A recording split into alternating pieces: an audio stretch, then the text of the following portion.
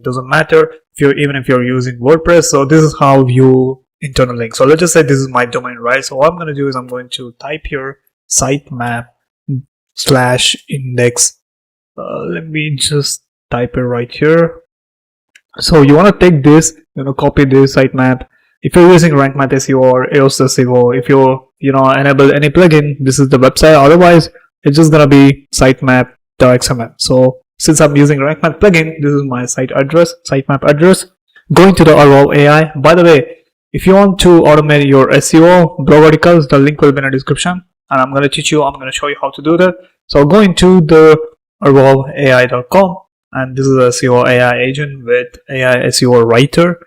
And we have many tools right here. Example, we even have the LLM brand monitor and tracking. So let it load. Okay, we have got the LLM brand monitor. So what I'm going to do is I'm going to go into click on articles, and here let me go into the overview. So let me go into the overview, and here go into the view all, and inside the view all we have got the inputs and generation. Now inputs is a wait list. You can click on generate article by adding the keywords, and here generations is whatever the generate article you have generated, it will appear right here. Go into the inputs, click on edit, go into the edit input, and here here you can add the sitemap. So as you can see, sitemaps, it is asking me.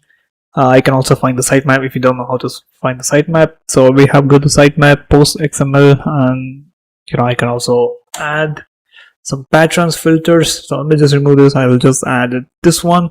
And I can also add more sitemaps, individual sitemaps, or custom preview links. So let me just click on custom preview links. So let's just wait. Okay, we have got everything. So let me just go back.